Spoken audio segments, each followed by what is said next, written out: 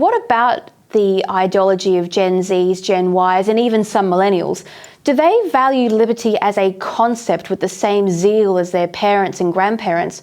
Or are they on this sliding scale of ideology that is starting to see the state as a welcoming nest of safety, because those generations are preoccupied with avoiding harm? They've never seen a war.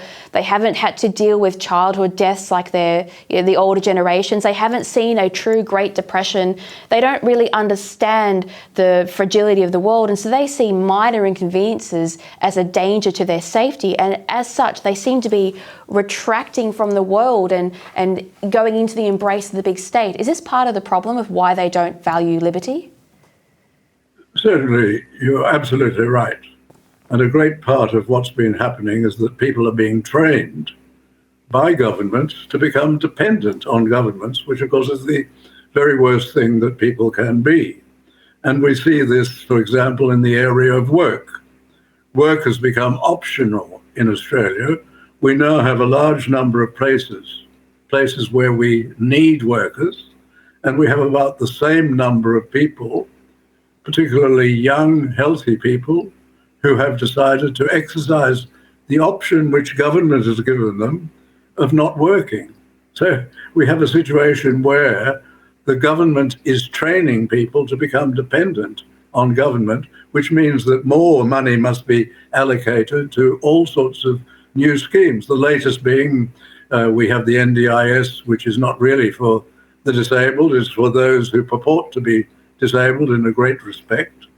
And in addition, we've just seen an announcement, for example, that childcare will become freely available to everyone.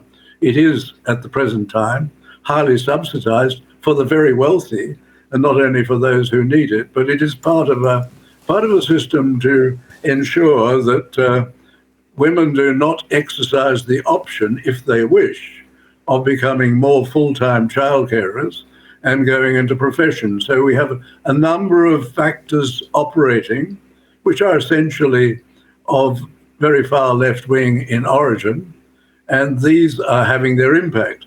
We have an extraordinary support among the elites of transgenderism, to the extent that science is ignored.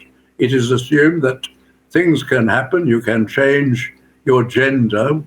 That is the replacement term for sex. You can change your sex. And it is possible now for women to have penises and for men to menstruate. And people quite seriously look at you and say that, of course, these things can happen. People are being easily guided into these new dogmas. I think part of the problem is what Chesterton pointed out many years ago. It's attributed to Chesterton, but it is consistent with what he wrote, but nobody can find him actually saying this, and that is, when man stops believing in God, it's not that he believes in nothing, he will then believe in anything. And that is what is happening. There's an enormous part of our programming which requires us to believe. We are both rational and we are believers. And if the solace of religion is removed, whether it's right or wrong, if that is removed of Orthodox religion, then other things are being substituted for it. Hence we see this obsession with climate change, so obviously untrue that they had to change the name to get over the problem that we're having at the moment, that is of a very cold winter.